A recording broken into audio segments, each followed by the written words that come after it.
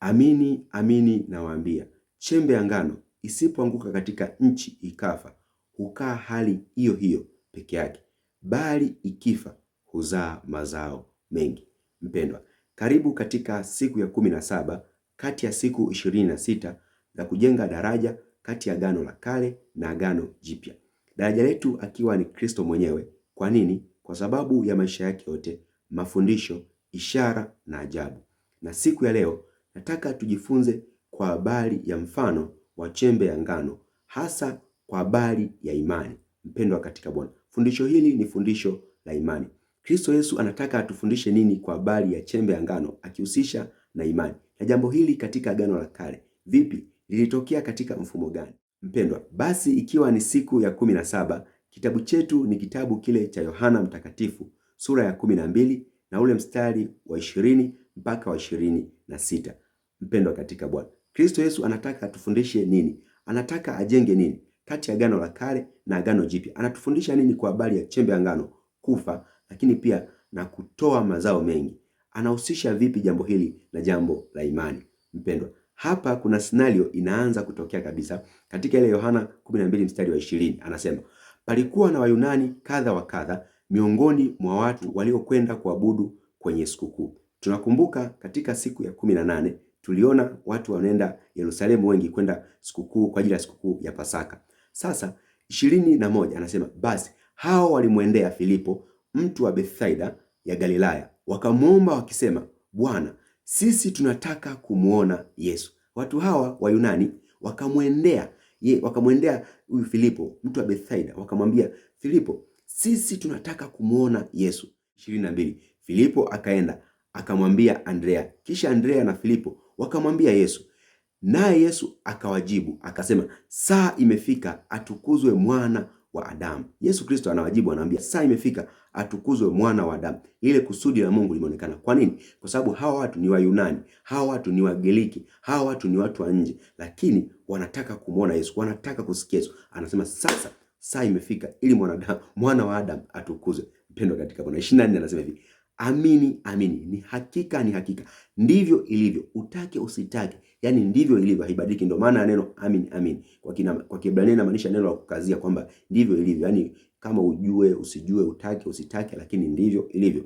Nawaambia, chembe ya ngano isipoanguka katika nchi ikafa, hukaa hali hiyo hiyo peke yake, bali ikifa hutoa mazao mengi. Anawaambia, yeye aipendaye nafsi yake ataiangamiza, naye aichukia nafsi yake katika ulimwengu huu wa sasa ataisalimisha hata uzima wa milele. 26, mtu akinitumikia na anifuate, nami nilipo ndipo na mtumishi wangu atakapo kuwapo. Tena mtu akinitumikia, Baba atamheshimu. Mtu akimtumikia Kristo, Mungu atamheshimu.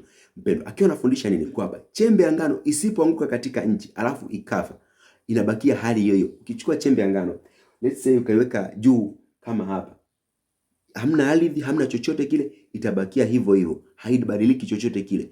Lakini ikifa, anasema itazaa matunda, ikaanguka katika ardhi alafu na ikafa, itazaa mazao mengi. Akiwa anafundisha nini? Kwa habari ya imani. Kumbuka, waliokuja kutaka kumuona Yesu ni Wayunani, watu wa nje, Wagiriki, wanataka kumuona Yesu. Wanapotaka kumuona Yesu, Yesu anasema hakika sasa kweli saa imefika ili mwana wa Adamu aweze kutukuzwa.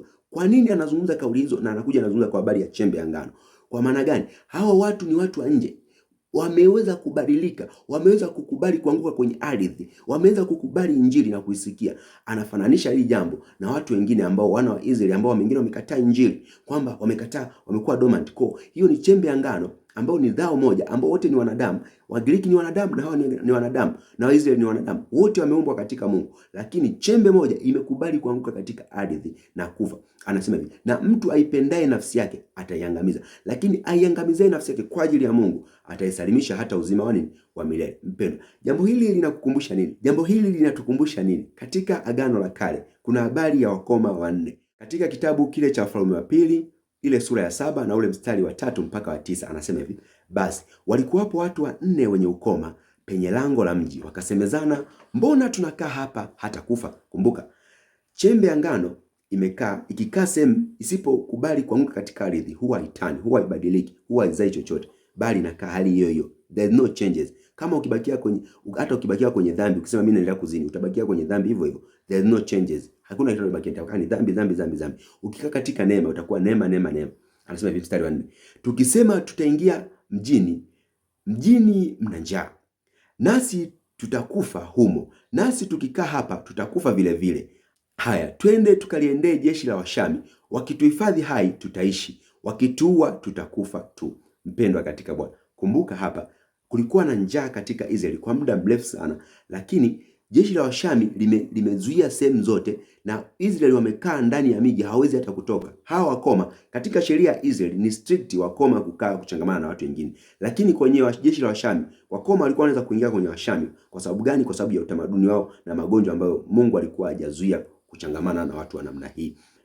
Tunamwona hata Naama ni Mshami, alikuwa ni jemedari wa jeshi la Shami, lakini alikuwa ni mkoma. 5 anasema hivi, basi wakaondoka kabla ya mapambazuko ili waende mpaka kituo cha Washami, na walipofika mwanzo wa kimo cha Washami, kumbe hapana mtu. Mpendwa, hawa watu waliposema tukikaa hapa tutakufa, twende kwa Washami, wakituhifadhi hai sawa, wakitua basi. Hata tukisema twende mjini tutakufa, kuna njaa, tukifanya hivi tutakufa, kuna njaa, hakuna auheni sehemu yote. Basi wakachukua hatua, wakachange. Chembe ya ngano isipoanguka katika nchi na kufa ubakia leo, lakini ikifa, mpendwa katika Bwana, huzaa mazao mengi. Sikiliza hawa wakoma wanachokuja kufanya. Baada hapo wakaondoka, walipofika katika kambi ya Washami wakakuta pale hakuna watu.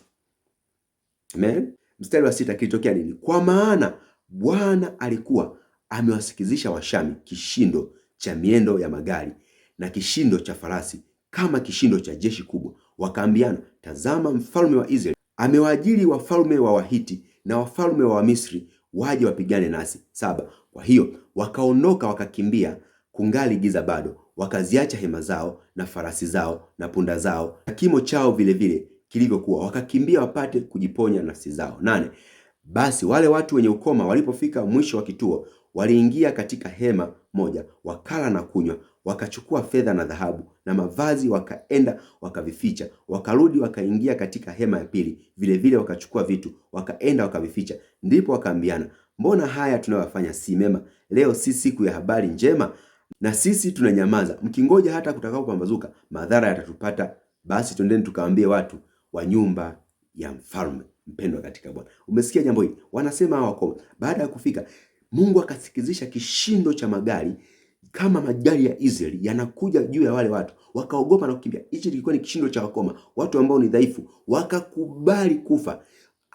Atakayependa nafsi yake ataiangamiza, lakini atakayeiangamiza nafsi yake kwa ajili ya Mungu ataokoka, naye Mungu atamheshimu. Atakayemtumikia naye Mungu atamheshimu. Tazama, hawa wakoma ambao walikuwa ni dhaifu, ambao wametengwa, sasa wanaheshimika kama wakombozi katika Israeli, kama wakombozi katika, kwa sababu ya imani ya kuamua kuchange. Wakasema tukibakia katika udhinzi tutakufa, tukibakia katika ulevi tutakufa bado, tukibakia katika mambo haya tutakufa bado. Sasa tufanyeje? Tuchange, tuende kwa huyu Yesu Kristo, tuende kwa huyu Mungu wa mbinguni, maana hii ni habari njema imetangazwa. Tuende katika hii habari njema, huku akituhifadhi hai sawa, tukifa sawa. Mpendwa katika Bwana, katika Yesu kuna uzima wa milele. Ndio maana anasema atakayependa nafsi yake ataiangamiza, lakini atakayeichukia nafsi yake kwa ajili ya ufalme wa mbinguni, kwa ajili ya imani, ataiponya hata uzima wa milele. Naye mtu ambaye akimtumikia Mungu atamheshimu, utaheshimiwa na Mungu. Tazama, what a grace, what a mercy, what a glory that we have in Jesus Christ. Oh,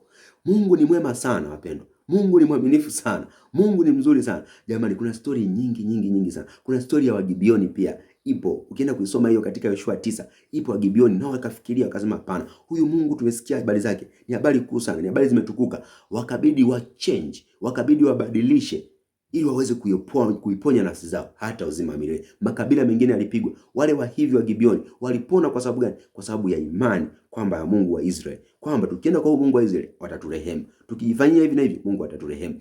Walipofanya hivyo vitendo, kweli Mungu akawarehemu. Mpendwa, aipendaye nafsi yake ataiangamiza, lakini aichukiaye nafsi yake ataiponya hata uzima wa milele. Jambo hili pia Samueli amewahi kuambia Israeli, akaambia, msije mkaacha kumtumikia Mungu. Twendeni, Mungu nitawafundisha namna ya kumtumikia Mungu. Msije mkaenda kuvitumikia vitu ambavyo haviwezi kukuokoa. Uzinzi hauwezi kukuokoa, urafi hauwezi kukuokoa, hauwezi kukuokoa. Vyote hivyo hauwezi kukuokoa. Ndio fundisho la Yesu Kristo mahali hapa katika Yohana 12 na ule mstari wa 20 mpaka ule mstari wa 26. Mstari wa 24 pale kwa habari ya chembe ya ngano isipoanguka katika nchi na kufa, ukaa hali hiyo hiyo. Utabakia kuwa mzinzi forever, utabakia kuwa mlevi, utabakia kuwa nini? Na mwisho ni maangamivu, na mwisho ni kutokuzaa chochote, na mwisho ni kutokuchange. Katika Kristo Yesu kuna imani ya kubadilika. Akawa anawaalika hawa watu waweze kumwendea Kristo. Baada ya wale wa Yunani kwenda kumwendea Kristo, anagundua hawa watu wamepata neema, hawa watu wamepata kibali. Sasa ni saa ya mwana wa Adamu kuweza kutukuzwa. Mpendwa katika Bwana, natumaini somo hili limekuwa ni la baraka kwako,